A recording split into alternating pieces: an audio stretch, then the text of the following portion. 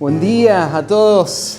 Ahí recién dijeron mi nombre es Matías Buldain y hoy tengo la bendición de poder compartir la palabra con ustedes. ¿Les parece si oramos y después les cuento un poquito de mí y ya arrancamos? ¿Sí? Padre, gracias por darnos este tiempo para abrir tu palabra y estudiar el tema del compromiso espiritual. Y Señor, te doy gracias por estos jóvenes, por la gracia que tú has mostrado ya en sus vidas, permitirles que puedan estar en una iglesia donde escuchar tu palabra y, Señor, estar hoy también acá para compartir este tiempo. Señor, sé que tú tienes propósitos para sus vidas y, Señor, es un gozo para mí poder tener una parte y desafiarles y hablar, Señor, a sus corazones en cuanto a la importancia de que en esta etapa ellos puedan enfocarse en avanzar, en crecer. Te pido que tú me ayudes, me guíes para ser claro y también en sus corazones obra con tu palabra, tu poder. En nombre de Cristo Jesús, amén. Bueno, un poquito les cuento de mí. Soy pastor ahí en San Justo, en zona oeste, y el Señor me tiene ahí hace 16 años. Me permitió comenzar una iglesia de soltero y después, unos años más adelante, me trajo una compañera que es de acá cerquita de José Mármol. Mi esposa se llama Nerina y en estos años el Señor nos dio 3 hijos, Betsy, Josi y Lizzy, todos enfermitos ahora, un hospital parece mi casa. Pero es una alegría servir al Señor. Y bueno, el Señor me regaló la bendición de nacer en un hogar cristiano y esto me permitió escuchar la palabra desde muy chiquito y ver ejemplos piadosos en mi vida, mis padres y mucha gente a mi alrededor, misioneros y amigos que fueron muy, muy importantes para mí. Justo esta semana estaba ahí en la oficina y esta es la Biblia que tengo arriba de la mesita donde nos sentamos para charlar con gente con la que compartimos ahí. Y justo había abierto y vi en la tapa la dedicatoria de esta Biblia y me trajo muchos recuerdos. Cuando tenía 18 años, este fue el regalo de mi primo, que cuando cumplí 18 me dieron una Biblia Scofield con tapa de cuero. Era como, no sé, el tocar el cielo con la mano en ese momento. Y yo estaba pensando, mira, hoy tengo 40, cumplí este año, 22 años después, cuántas cosas han pasado en todos estos años. Y acá en la dedicatoria él me ponía que su deseo era que yo pueda ser fiel al Señor, amar la palabra, servirlo a Él. Y pienso el Señor en su gracia ha permitido que pueda avanzar en mi vida espiritual. Y no puedo decir que fue otra cosa más que eso, fue gracia del Señor, porque miro a mi alrededor y veo muchos que no están hoy siguiendo a Cristo. A mi alrededor veo amigos que terminaron muy mal, con malas decisiones. Veo otros que no están en una vida desastrosa, pero tampoco han avanzado, no están llevando fruto para el Señor. Y pienso, bueno, el Señor es el que lo hizo, no hay ningún mérito. El Señor inclina los corazones, el Señor pone los deseos, el Señor te guarda, ¿no es cierto?, de tropezar. Pero pienso también en qué cosas Él usó para esto. Y desde muy chiquito, mis padres pudieron grabar en mi alma un pensamiento en cuanto a la vida espiritual que me ayudó durante todos estos años a poder estirarme por la excelencia, estirarme para vivir una vida pensando en la eternidad y buscando agradar al Señor en todo y servirle y hacer lo que el Señor me da para hacer para Él y hacerlo con todas mis fuerzas. Y bueno, pensaba, hoy estoy acá y tengo una oportunidad para desafiar tu corazón a esto mismo. Y decirte, no sé la edad que tienen, pero son jovencitos, la vida pasa muy rápido y las decisiones que vos tomes van a marcar tu vida. Y hay una decisión que tenés que tomar ahora. La decisión de comprometerte con una vida de crecimiento espiritual. Esa decisión es una de las decisiones más importantes que vas a tomar. Si vos tomás esa decisión y te encaminás en esa dirección, el Señor va a hacer que tu vida vaya dando pasos que van a traer crecimiento y fruto, y algún día cuando mires para atrás no vas a mirar una vida totalmente perdida y desperdiciada, sino que vas a ver una vida llena de la gracia del Señor.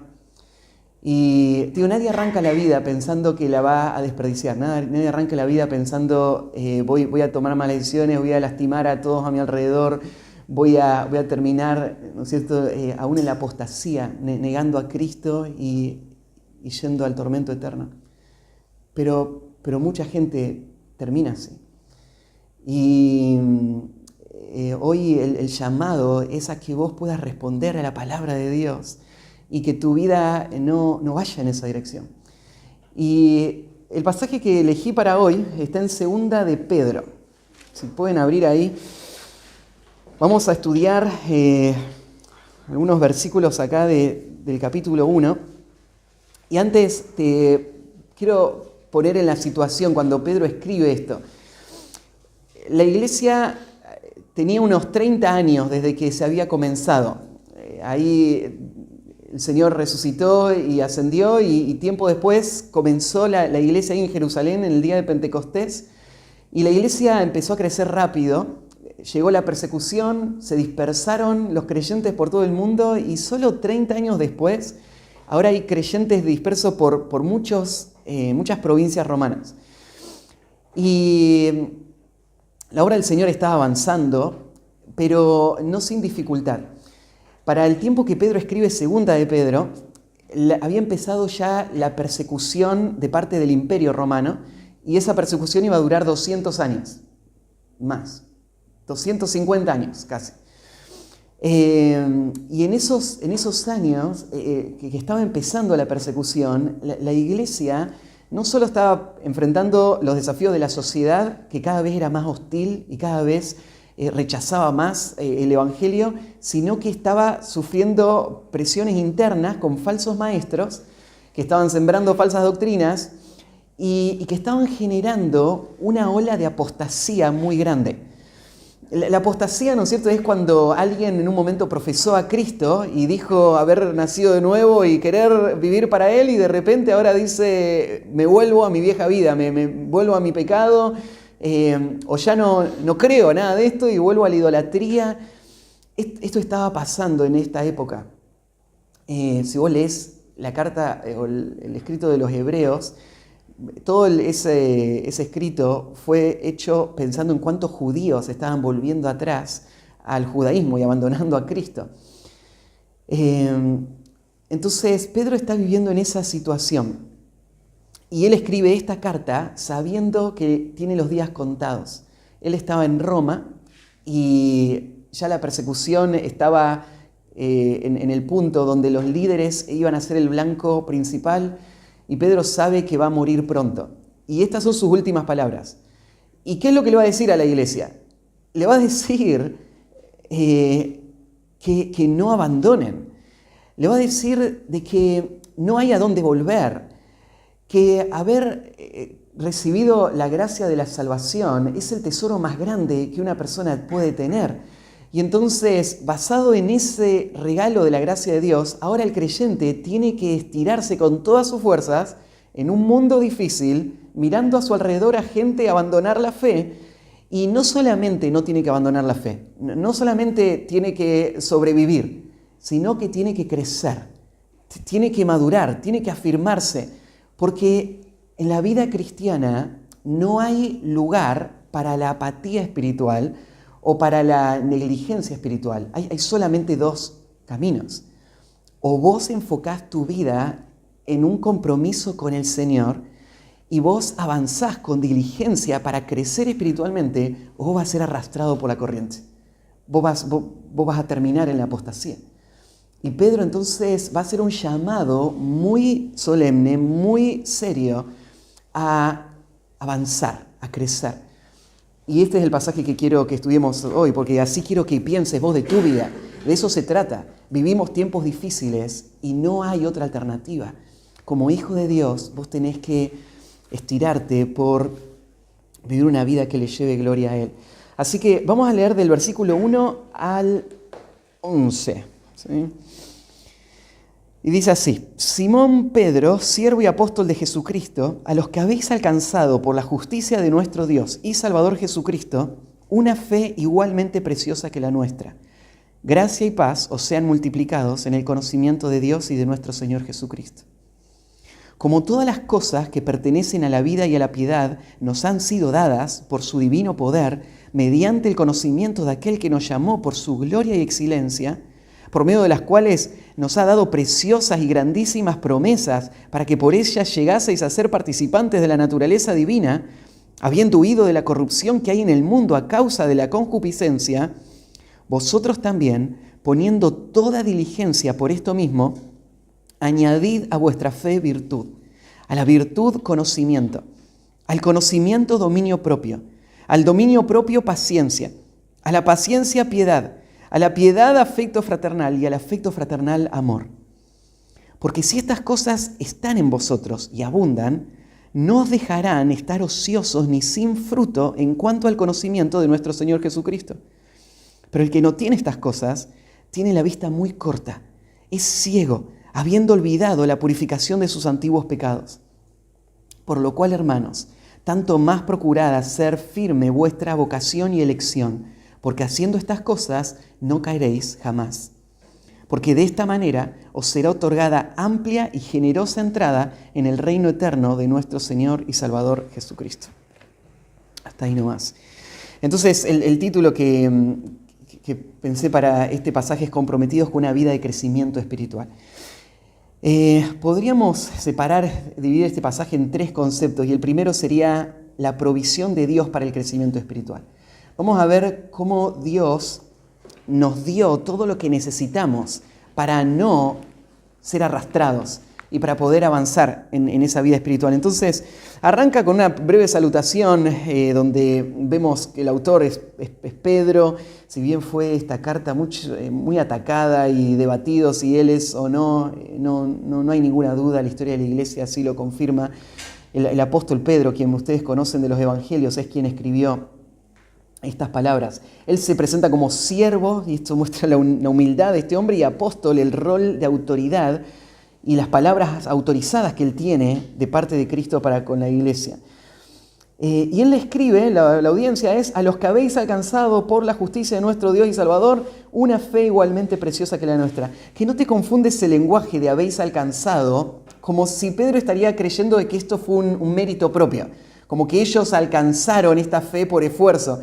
Más bien, en el lenguaje del texto griego, la idea de haber alcanzado está expresando la gracia del Señor que les permitió a ellos lograr obtener este tesoro. Este tesoro es una fe que es igualmente preciosa que la que el apóstol mismo está teniendo. Entonces, Pedro se está identificando con ellos. Se está poniendo en el mismo punto. Estamos unidos en la fe cristiana.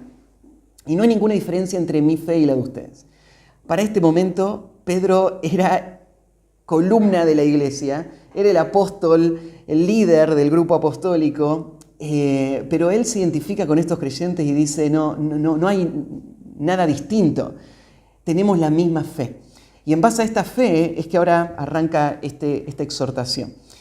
Y fíjate, en los primeros versículos, él va a mostrar esta provisión de Dios para el crecimiento espiritual. El versículo 3 es un versículo muy famoso porque este texto nos enseña la doctrina de la suficiencia de las Escrituras. Hoy en día la Biblia está bajo ataque, ¿sí? Hoy el mundo cree que la Biblia es algo anticuado, es algo que puede ser que lo tengas, pero no es el centro de tu vida, ¿no? Muchos lo entienden así. En muchas iglesias evangélicas tienen la Biblia y la citan y la leen, pero para la mayoría la Biblia no es el centro de atención. De hecho, toda su vida está apuntada a recibir las herramientas para una vida efectiva afuera de las Escrituras. Entonces vos pensás, bueno, si yo quiero desenvolverme en este mundo y tener éxito en este mundo, entonces necesito una buena educación, por ejemplo, ¿no? Así que vos vas jardín, primaria, secundaria, universidad, elegís la mejor porque querés equiparte, ¿no? Pero en todo ese proceso, vos no se te cruzó por la mente que el eje que va a hacer que tu vida sea efectiva, verdaderamente efectiva, no es tu carrera, es las Escrituras, que van a dar el marco sobre el cual vos vas a poder construir una vida estable, una vida que tenga verdadero propósito y verdadero fruto. Todo lo que vos puedas recibir de este mundo nunca podría compensar con lo que solo la Biblia puede hacer. Y este versículo nos dice esto exactamente, dice, como todas las cosas que pertenecen a la vida y la piedad nos han sido dadas por su divino poder, mediante el conocimiento de aquel que nos llamó por su gloria y excelencia. Después más adelante va a decir, bueno, ahora pongan toda diligencia y añadan. Pero él arranca con esta idea. A través del conocimiento de Cristo, nosotros hemos recibido todo lo que necesitamos para poder avanzar en estas dos categorías que menciona acá. Todo lo que tiene que ver con la vida y todo lo que tiene que ver con la piedad. Ahora, estas dos categorías ya abarcaron todo lo que existe, ¿no? ¿Qué te queda, no? Porque vos agarrás esta primera categoría, todo lo que tiene que ver con la vida.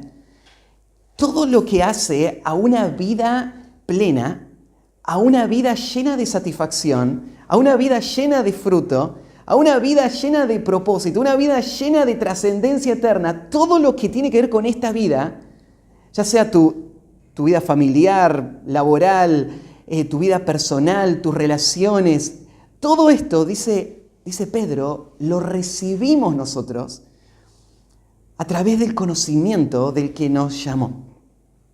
El Señor ha hecho abundante provisión para que sus hijos tengan todo lo que necesitan para poder vivir una vida que no fracase. Pero qué locura es la del pueblo de Dios que teniéndolo lo abandona y es negligente con entender esas guías que el Señor nos ha dado para esta vida, con investigar qué es lo que la Biblia nos dice en cuanto a cómo vivir en todas estas áreas.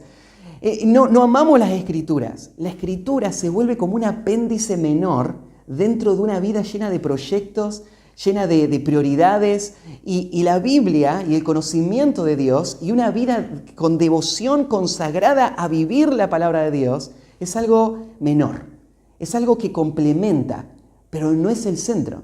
Y lo que está diciendo Pedro es el Hijo de Dios que fue llamado a vivir para la gloria de Dios, que recibió este tesoro de esta fe preciosa, tiene que ver que Dios le ha dado esta provisión abundante para que él pueda vivir todos los aspectos de la vida. Y, en la otra categoría, los aspectos de la piedad. ¿Y qué es la piedad? Bueno, nosotros fuimos salvados no solamente para funcionar en este mundo, no solamente para trabajar, ganar dinero, construir nuestras casas, lograr nuestros deseos, cumplir nuestros sueños y después morir. Ese no es el propósito de esta vida, ¿no? ¿De qué se trata esta vida? Bueno, vos y yo fuimos creados para llevar gloria a Dios. Fuimos creados para amar a Dios y recibir de Dios toda buena dádiva y todo un perfecto que desciende de lo alto. Fuimos creados para usar todos nuestros talentos y enfocar todos nuestros deseos y usar todos nuestros recursos para que el nombre de Dios sea exaltado y conocido en este mundo. Nosotros vivimos para Él. Y una vida de amor a Dios y de temor a Él y de servicio a Él es lo que va a hacer que vos vivas una vida llena, satisfecha. Esta es la piedad. La piedad no es solamente actividad religiosa. Una persona puede tener todas las cajitas con el check, ¿no es cierto? Porque hice todo lo que la iglesia me pide y aún así no ser piadosa. Porque piadoso no son actividades espirituales, sino que tiene que ver con una inclinación del corazón, tiene que ver con el temor reverente a Dios. Una persona piadosa es una persona que camina cada día en la presencia de Dios, en todo lo que hace. y él hace todo para Dios. Y él va siendo dirigido por Dios en todo lo que hace. Esta es la piedad. Entonces Pedro dice, mira, esto abarca todo, toda tu razón para vivir es la Escritura suficiente. Dice que todo esto lo hemos recibido, entonces, mediante el conocimiento de aquel que nos llamó por su gloria y excelencia, por medio de las cuales nos ha dado preciosas y grandísimas promesas, para que por ellas llegase a ser participante de la naturaleza divina. Entonces, a través de las Escrituras, el Señor nos ha dado este tesoro que lo describe con estos dos adjetivos, ¿no es cierto? Cosas preciosas, o sea, muy valiosas y muy grandes, muy abundantes. Las promesas que el Señor nos ha dado, para que por ellas llegamos a ser participantes de la naturaleza divina. Esta expresión de participar de la naturaleza divina no está queriendo decir que vamos a llegar a ser Dios. Hay un solo Dios. Pero a través de la Escritura, Dios planeó que el hombre pueda ser traído a una relación con Él que esté llena de todos los atributos de Dios que son comunicables. Hay atributos de Dios que son solo de Él y que nunca lo vamos a tener. O sea, nunca vamos a ser omnipotente, omnisciente, omnipresente. Pero Dios quiere que lleguemos a ser como Él en todo lo que es posible para una criatura ser como Él. Entonces, este es el propósito de la vida. Que a través del nuevo nacimiento y después de una vida de obediencia al Señor, nosotros lleguemos a reflejar todo el carácter de Dios en nuestra vida para su gloria. Y esto es posible, lo dice al final la última expresión, habiendo huido de la corrupción que hay en el mundo a causa de la concupiscencia. Acá plantea Pedro este desafío que tiene el pueblo de Dios. Está viviendo en un mundo hostil, en un mundo lleno de peligros. Pero nosotros, desde el día de nuestra conversión, escapamos de ese mundo. Un mundo que está apelando a nosotros y que pone esas trampas a través de la concupiscencia que mencioné al frente, que es, al final, que son los deseos que han sido afectados por el pecado en nuestro corazón. Entonces, Pedro arranca dándonos un panorama, diciéndonos, bueno, ¿para qué estamos en este mundo? ¿Cuál es el tesoro que hemos recibido? ¿Cómo en la gracia del Señor hemos sido arrancados de ese mundo que está viviendo para sus propios deseos, yendo hacia su propia destrucción? Y el Señor nos ha dado la gracia de poder participar de su propia naturaleza y a través de las Escrituras nos ha dado todo para que vivamos en esta vida, una vida piadosa que le glorifique a Él y que cumple el propósito por el cual Él nos creó y nos salvó. Entonces, todo eso es verdad para el creyente. El creyente tiene que entender su identidad. El creyente no es como el mundo que le rodea. Nos parecemos, vamos al mismo lugar de trabajo, estudiamos en los mismos lugares, pero vivimos dos realidades totalmente distintas. Entonces, ahora, basado en esta identidad, es que va a ir al segundo punto. Vimos entonces la provisión de Dios para el crecimiento espiritual y ahora el camino para el crecimiento espiritual.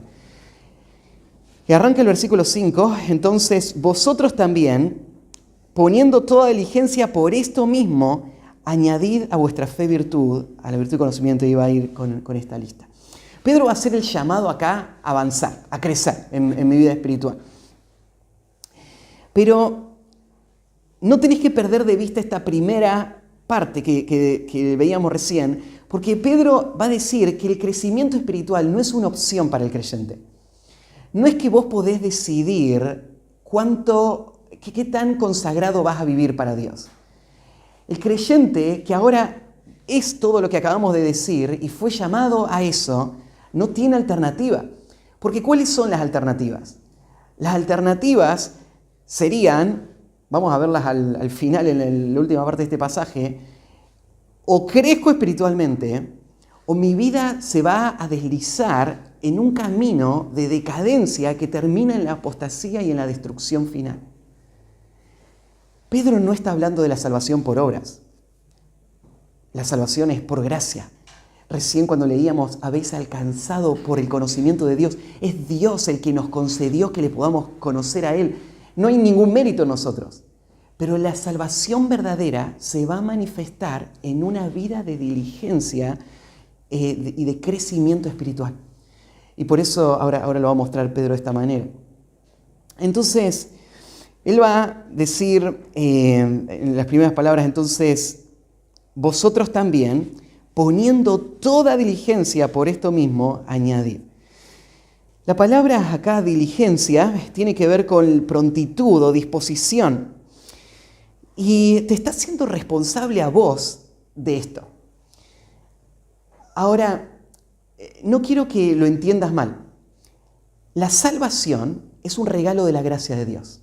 Vos no hiciste ningún mérito para ganar el cielo, el favor de Dios, el perdón.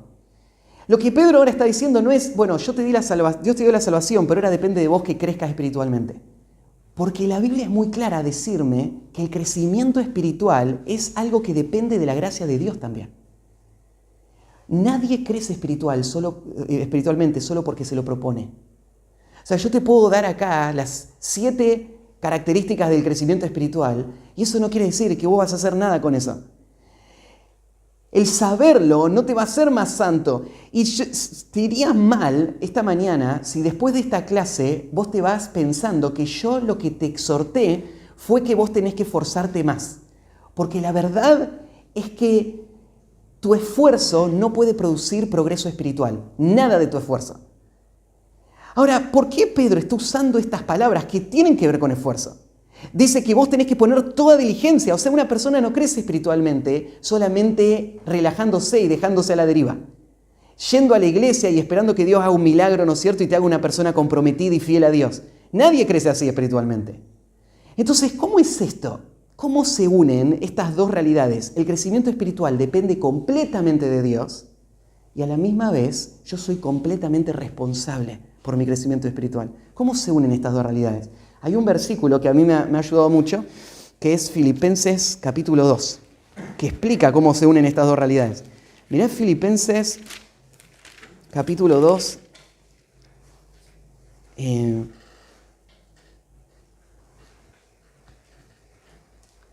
el versículo 12. Por tanto, amados míos, como siempre habéis obedecido, no como en mi presencia solamente, sino mucho más ahora en mi ausencia, ocupaos en vuestra salvación con temor y temblor. ¿Viste lo que está diciendo Pablo?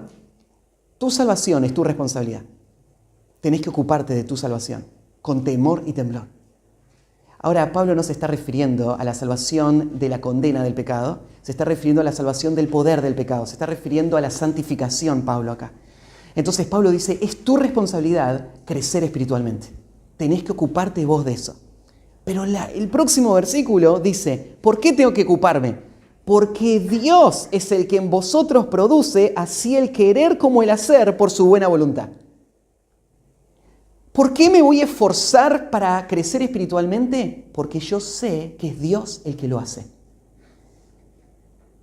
Y si es Dios el que lo hace, espero que Él lo haga entonces directamente, ¿no? O sea, no depende de mí. No. Como vos sabés que Dios lo hace, vos te tenés que esforzar confiando en lo que Dios va a hacer. Vos te tenés que esforzar sabiendo que aún desear avanzar viene de Dios y poder avanzar viene de Dios. Vos no te esforzás como pensamiento positivo y determinación personal, porque así nadie crece espiritualmente. Vos te esforzás en completa dependencia de Dios. Vos te esforzás sabiendo de que aunque vos hagas el devocional todas las mañanas, eso no te va a hacer ni un centímetro más maduro espiritualmente, a no ser que la gracia del Señor obre para santificación. Por eso cuando vos estás haciendo el devocional a la mañana, no lo haces como una mecánica, como esperando, ¿no es cierto?, un resultado por haber hecho esta actividad, sino que lo haces en dependencia de Dios. Señor, quiero ser maduro. Tú me diste tu palabra y es lo que tú usas. Entonces yo la voy a leer esta mañana confiando en que tú vas a hacer algo que yo no puedo hacer, cambiar mi corazón. Pero es esta tensión entre esfuerzo disciplinado y dependencia completa en el Señor para que Él me haga maduro.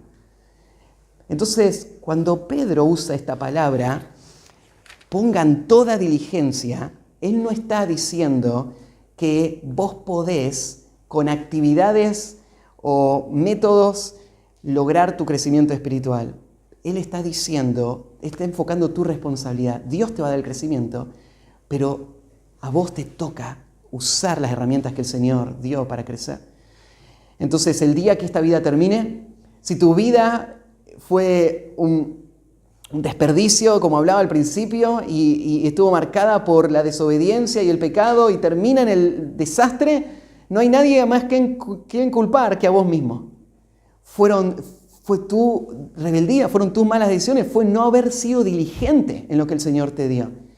Pero si al final de tu vida vos viste que hubo fruto y viste que hubo crecimiento y viste que pudiste servir al Señor y el Señor te usó grandemente, no hay nadie a quien agradecer más que al Señor, porque todo eso fue gracia de Dios. No fue porque vos te esforzaste. Fue porque Dios en su gracia puso el querer como el hacer por su buena voluntad. Entonces lo alabamos a Él al final del día. Es esta tensión, ¿no es cierto? Pero acá Pedro entonces va a decir, vosotros también poniendo toda diligencia. No parte de diligencia. Vos no tenés que ser mezquino con el esfuerzo espiritual. No tenés que relegarlo a una actividad secundaria. Tenés que ponerlo en el centro de tu vida.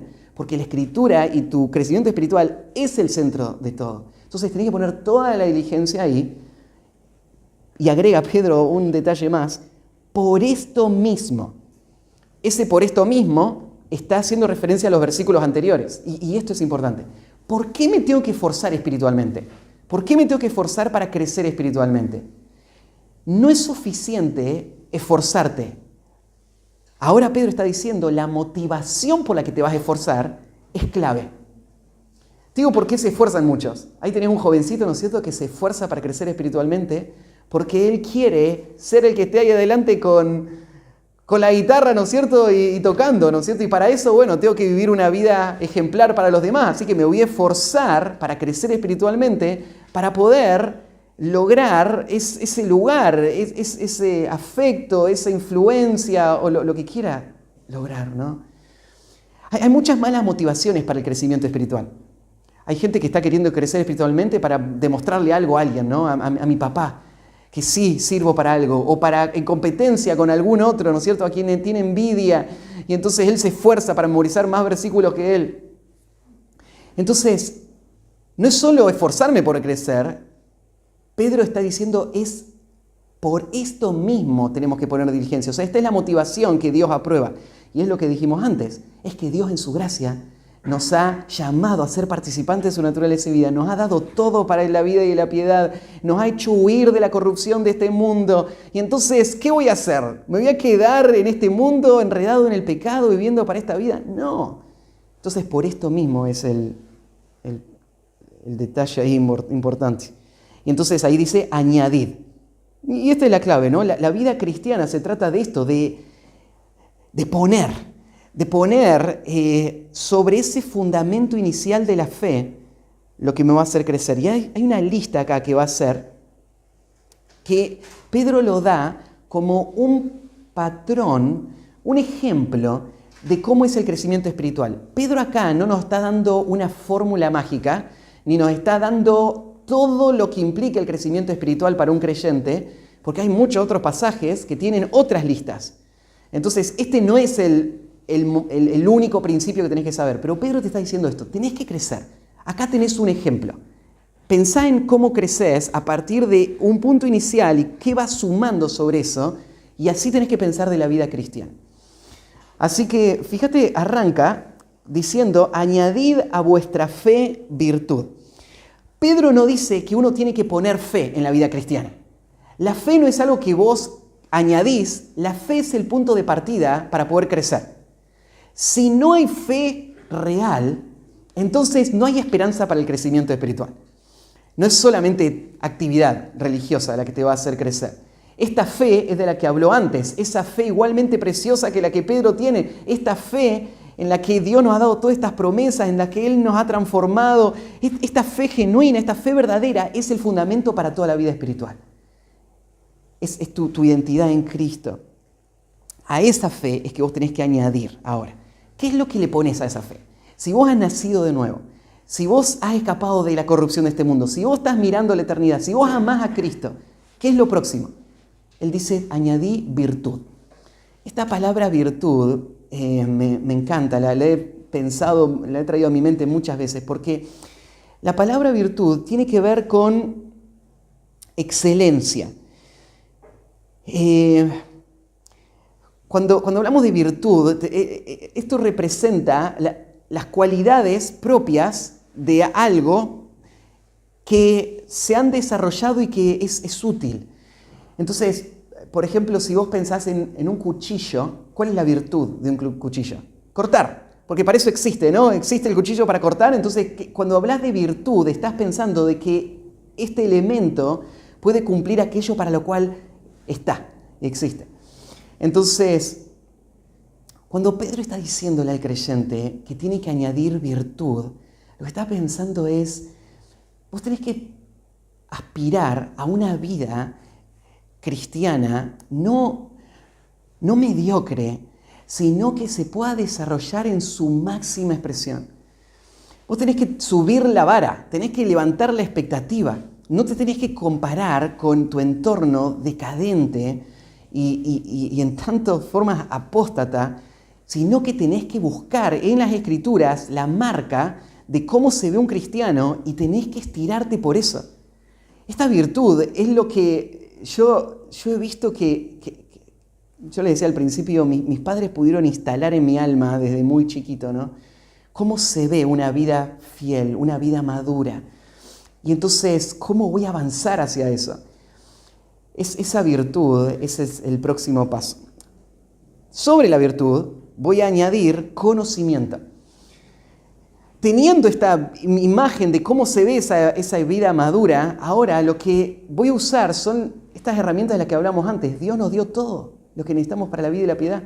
Así que lo que necesito es conocerlo, es estudiar la palabra. Vos solo vas a madurar en la medida en que amás y usás con efectividad este libro. No hay otro camino. Dios condicionó todo el crecimiento espiritual a una sola herramienta, las Escrituras. No hay crecimiento espiritual sin Escritura. Entonces hay una persona, ¿no es cierto?, que está ahí pensando, no sé por qué, no pasa nada en mi vida, tengo este pecado y vuelvo una y otra vez a la misma situación y no logro superarlo. Entonces vos te sentás y decís, bueno, a ver, contame cómo es tu vida, cómo es tu relación con la palabra de Dios. Te das cuenta que es como mucho mediocre, ¿no es cierto? No está consagrado a la Escritura. No ha hecho de la Escritura su mayor deleite, no la medita de día y de noche, y por eso no es un árbol plantado junto a corriente de agua, ¿no? que da su fruto en su tiempo. Entonces, Pedro está diciendo, a esa virtud lo que hay que hacer es agregar conocimiento. ¿Cuánto conocimiento? Todo el que puedas. Hay que buscar con ansia las Escrituras. Y esta es la etapa donde hay que hacerlo. Es en la juventud, donde vos necesitas el mapa de ruta para poder vivir y tomar buenas decisiones el resto de tu vida. Entonces, vos tenés que estudiarlas. Y tenés que estudiarlas en profundidad. Tenés que comprarte herramientas, tenés que invertir. Yo me acuerdo, era un adolescente, habré tenido 15, 16 años, cuando mi papá me regaló el interlineal de La Cueva, ¿no es cierto?, que tiene el texto griego y español. Yo no tenía ni idea de griego, pero tenía una introducción ahí al principio que me daba algunas pautas de cómo leer las letras. Y después mi papá tenía una serie de un diccionario Vine, ¿no es cierto?, que también servía para estudiar palabras. Así que mi papá me incentivaba a esto. Hay que estudiar, necesitas conocimiento. El conocimiento que solo viene por profundizar, por memorizar, por estudiar las Escrituras. Entonces, vienen en esas disciplinas. El próximo paso, ¿qué agregás sobre el conocimiento? Dominio propio. El conocimiento por sí solo no te hace más santo, a no ser que vos tengas un compromiso a vivir la verdad que estás aprendiendo. Y ese compromiso se resume en esta próxima expresión, el dominio propio. Es el poder hacer morir el pecado que la Escritura está exponiendo. Entonces, una persona te comparte y te dice, estoy luchando con este pecado. Y vos decís, bueno, ¿y cómo estás luchando? Bueno, no, solamente estoy cayendo en este pecado. Bueno, entonces no estás luchando, ¿no? La lucha con el pecado implica lo que Jesús dijo. Es cortarte el brazo, sacarte el ojo, hacer lo que sea necesario para que este pecado no domine tu vida. Entonces, el dominio propio es el próximo paso en la madurez cristiana. Y la Biblia nos dice que el Hijo de Dios recibió no un espíritu de cobardía, sino de poder, de amor y de dominio propio. El dominio propio es parte de la vida cristiana. El creyente le puede decir no al pecado. Pedro va a decir en Primera de Pedro, en el capítulo 2, que, mira, en el versículo 11, amado, yo os ruego como extranjero y peregrino que os abstengáis de los deseos carnales que batallan contra el alma. Ahí la palabra abstenerse significa literalmente decirle que no. ¿Ya estamos terminando? Dale. Buenísimo. Entonces, lo que hay que decirles es no al pecado. El creyente puede decirle no al pecado, a cualquier pecado. Pero no sucede solo. Requiere la diligencia de alguien que ya puso sobre la fe virtud, que ya puso el conocimiento y que ahora está determinado a mantener el dominio propio, una vida de obediencia a Dios. Sobre el dominio propio, la paciencia. Y la paciencia significa perseverancia. Tiene que ver con pase lo que pase, vengan las pruebas que vengan, yo voy a mantener mi confianza en la palabra de Dios y mi obediencia a ella. Ayer estábamos con una parejita que vino de Estados Unidos, teniendo un tiempo especial. Y hicimos un momento de gratitud a ellos, porque el hombre vino a Argentina por primera vez en el 2001, a visitarnos y a predicar en los barrios ahí en La Matanza. Y desde el 2001 hasta acá vino a Argentina ya 52 veces en viajes misioneros. Ha sido una bendición, ¿no es cierto?, este hombre. Y ayer hablábamos de su familia, de su historia, de su iglesia, y pensamos en esto. La vida va a traer muchos desafíos. Hablaban, ¿no es cierto?, de su esposa viniendo de un padre abusador con situaciones caóticas en la familia y las dificultades del matrimonio, los desafíos con la salud, los hijos, la iglesia. Jeff, se llama el hombre, vio 2 iglesias en las que él estaba siendo parte colapsar, literalmente. Vendemos el edificio, ¿no es cierto?, y se cierra la iglesia. Vivieron situaciones muy difíciles. Y acá están, viviendo para el Señor, sirviendo y llevando fruto. Y decís, ¿cómo pasa eso? Bueno, pasa porque hay alguien que añadió al dominio propio paciencia. Y está pensando en terminar bien la carrera y va a soportar con gratitud y contentamiento lo que el Señor trae a su vida hasta que Él pueda terminar esa carrera. Bueno, la paciencia, piedad. Ya hablamos de la piedad. La piedad es esto, ¿no es cierto?, es el temor reverente a Dios, es el amor, es la motivación de hacer todo lo que estás haciendo por una comunión con Él. A la piedad, afecto fraternal. Fíjate cómo pone en ese progreso espiritual, ahora al final de la lista, el afecto fraternal y después el amor. Y no nos llama la atención en un sentido, porque todo el Nuevo Testamento es claro en esto. El objetivo del crecimiento espiritual es que vos llegues a ser como Cristo. ¿Para qué querés ser como Cristo? Para que tu vida pueda reflejar el amor de Dios al mundo que te rodea. Un amor que es un amor de consagración total, de sacrificio completo. Ese amor es la meta de la madurez. ¿Para qué estamos madurando espiritualmente? No estamos madurando espiritualmente solamente para vivir una mejor vida, para tener una mejor reputación o para lograr algún objetivo personal. Estamos madurando espiritualmente para poder morir completamente en el altar del servicio a otros. Y la única persona que va a consagrarse completamente para vivir para otros es la persona que ha madurado, es la persona que ha entendido las Escrituras, que ha sometido su vida a la autoridad de las Escrituras y ha hecho morir el pecado, que se ha mantenido en paciencia mientras Dios estaba trabajando en su corazón y en temor a Dios, ahora puede pensar en otros con fidelidad. Esta vida no se trata de vos.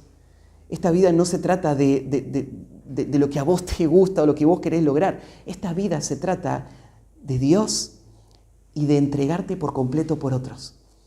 Y esto solamente va a poder hacerse cuando estamos creciendo espiritualmente. Bueno, llegamos al tercer punto. Vimos la provisión de Dios para el crecimiento espiritual, el camino para el crecimiento espiritual y el último, la motivación para el crecimiento espiritual. Pedro nos va a dar una serie de razones por las que tenemos que pensar en crecer. Primera razón, porque si estas cosas están en vosotros y abundan, o sea, no somos mezquinos en estas cosas, sino que ponemos toda nuestra atención y esfuerzo en esto. En primer lugar, el crecimiento espiritual, va a decir Pedro, es lo único que me va a librar de una vida desperdiciada. Porque dice, si estas cosas están en vosotros y abundan, no os dejarán estar ociosos ni sin fruto en cuanto al conocimiento de nuestro Señor Jesucristo. Tal vez no entendés la dimensión de esta expresión, pero vos tenés una sola vida. Si vos ya entendiste que esta vida es corta y que un día vas a estar del otro lado y que vas a estar en el cielo o en el infierno, y si vos has creído en Cristo y ya sabés que vas a estar por toda la eternidad con el Señor, ahora vos entendés esto, la vida es como una carrera, es como una carrera corta, es como una carrera de 100 metros, ni siquiera una maratón. Pablo ahí en 1 Corintios 9:27, cuando dice, ¿no sabéis que los que corren en el estadio, todos la verdad corren, pero uno solo se lleva el premio? Corred de tal manera que lo obtengáis. La palabra estadio que aparece ahí es una tribuna que medía 200 metros. Y esa era la carrera a la que él se estaba refiriendo. Él dice, la vida cristiana es como una carrera. Suena, ¿no es cierto? Y vos tenés unos pocos segundos para correr con todas tus fuerzas. Toda tu eternidad va a reflejar lo que vos hiciste en esta vida. Y lo que Pedro está diciendo es, si vos te esforzás por crecer de esta manera, entonces no vas a ser ocioso y sin fruto. Ocioso, ¿no es cierto?, significa que no tuvo ningún resultado, no sirvió para lo que fue creado. Y ahora toda la vida, la única vida que tenías fue desperdiciada. Lo próximo... La condición de inutilidad para que no estés en ese sentido en las tres saludable, dice para que sea productivo y útil. O sea, para resaltar lo negativo, resalta para qué función activa, ¿no? Sí, creo que el valor de pensar en la parte negativa es horrorizarte de la tragedia que esto sería, ¿no? Que al final de tu vida vos pienses, desperdicié toda mi vida. Y es la única vida que tengo, y ahora voy a entrar a la gloria y voy a enfrentar al Señor y, como Pablo dice, voy a alejarme de él avergonzado. Voy a entrar, pero va a ser como por fuego, sin nada que ofrecer al Señor. Entonces, esa sería la primera tragedia. Lo segundo, dice en el versículo 9, pero el que no tiene estas cosas tiene la vista muy corta y ciego, habiendo olvidado la purificación de sus antiguos pecados. El crecimiento espiritual es lo único que me libra de la ignorancia destructora. Lo único que me libra de la ignorancia destructora. O sea, no crecer espiritualmente te va a hacer vivir toda tu vida como alguien que no ve bien, que se va chocando con todo, que va afectando todo lo que toca. Entonces, una persona que crece espiritualmente es la persona que puede entender quién es, para qué está, y puede mirar su vida a la luz de esa verdad. Y entonces, el crecimiento espiritual es lo único que te va a dar eso. El tercero, el crecimiento espiritual es lo único que me libra de la apostasía y la esclavitud al pecado. Mira el versículo 10. Por lo cual, hermanos, tanto más procurad hacer firme vuestra vocación y elección, porque haciendo estas cosas no caeréis jamás. Lo que está advirtiendo Pedro acá es que esta palabra vocación y elección, mira, el llamado de Dios a tu salvación y la elección de Dios de tu vida para salvación se va a afirmar en la medida en que vos creces espiritualmente. Ahora vos me decís, Matías, yo no creo en la elección, yo creo que cada persona es salva simplemente porque decidió serla. Bueno, es verdad, hay una responsabilidad en cada persona, pero muchísimos pasajes tratan este tema. Pedro lo explicó en el capítulo 1, en Primera de Pedro también, en el capítulo 1, este concepto de la elección. Y acá Pedro está haciendo referencia de nuevo a la elección y está diciendo, ¿cómo sé yo que soy uno de los elegidos de Dios? Y él está diciendo, la única forma de afirmar mi elección, mi llamado y elección, es creciendo espiritualmente. ¿Por qué? Porque entre ustedes hay muchos falsos creyentes. Hay mucha gente con la que vos vas a la iglesia que no es verdaderamente hijo de Dios. Jesús lo advirtió, él dijo, ancho es el camino que lleva a la perdición. Muchos son los que van por ahí. Es angosta la puerta, estrecho el camino que lleva a la vida y pocos son los que lo hallan. ¿Sabes cuántos van a ir al cielo? Pocos. Muy pocos. El trigo y la cizaña. ¿Sí? Sí. Tocó el timbre. Entonces, ¿cómo sé que yo no estoy viviendo una falsa religiosidad y me estoy engañando a mí mismo cuando en realidad un día voy a escuchar las palabras del Señor? Nunca os conocí, apartados de mí, hacedores de maldad. Cuando yo venga y diga, Señor, yo fui a la iglesia toda mi vida. ¿Cómo sé que soy de Cristo? Bueno, la única forma es viendo en mi vida el efecto de la gracia que me va transformando. Entonces yo me entrego con todas mis fuerzas a la santificación y yo veo el poder del Evangelio en mi vida y digo, no hay duda, Cristo me salvó. Yo soy uno de los elegidos, soy de Cristo. Y entonces la promesa, no caeréis jamás. Y ese caer está hablando del caer final. No está hablando de que no vas a tropezar en pecado, está hablando de que vos no vas a apostatar y vas a terminar en la condenación eterna. Yo les decía, desde los 18 hasta acá, puedo mirar cuánta gente alrededor mío en un momento profesó a Cristo y hoy están negando a Cristo. No sé, hay un alumno del CCP, del seminario que yo estuve enseñando, que fue pastor de una iglesia y terminó negando a Cristo y suicidándose. Y son personas con las que uno compartió muchísimo tiempo. ¿Qué te garantiza que tu vida no va a terminar en el desastre total? Pedro dice, solamente que vos respondas al llamado del Señor y avances en la santificación. Eso es lo que va a traer la luz a tu alma y el crecimiento espiritual. Y el último, el crecimiento espiritual es lo único que me libra de la desaprobación de mi Señor. De esta manera os será otorgada amplia y generosa entrada en el reino eterno de nuestro Señor y Salvador Jesucristo. Pensá en tu entrada al cielo. ¿Cómo querés que sea? Y acá, ¿no es cierto? Amplia y generosa está imaginando el gozo de recibir a alguien victorioso, alguien que terminó bien su carrera. Eso es lo que anhelamos, ¿no? Ese es el día más glorioso de nuestra vida. Ese es el día en que tiene que poner toda tu atención, vivir para el crecimiento espiritual. Dale. Entonces, el desafío de esta mañana es no desperdicies tu vida. Tenés que comprometerte con el Señor. Pero no simplemente como una rutina, o un esfuerzo, o una determinación personal, decir, no, yo sí voy a ser fiel, en dependencia del Señor, confiando en la palabra del Señor, usando sus herramientas, dedicar toda tu vida a crecer, para que tu vida pueda llevar fruto para Él. Oramos, terminamos.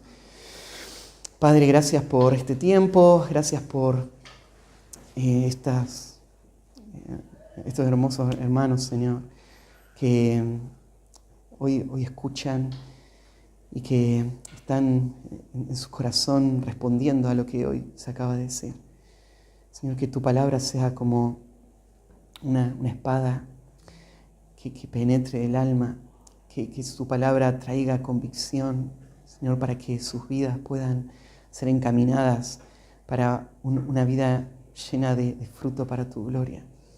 Señor, te amo, quiero que tu nombre sea exaltado y cuánto necesita la iglesia jóvenes que dejen las distracciones de un mundo engañoso y se entreguen con todo su corazón apasionadamente a la piedad, a la búsqueda de la santidad, al servicio diligente, al amor ferviente a otros. Te pido, Señor, que tú lo hagas con estos jóvenes para tu gloria. En nombre de Cristo Jesús. Amén.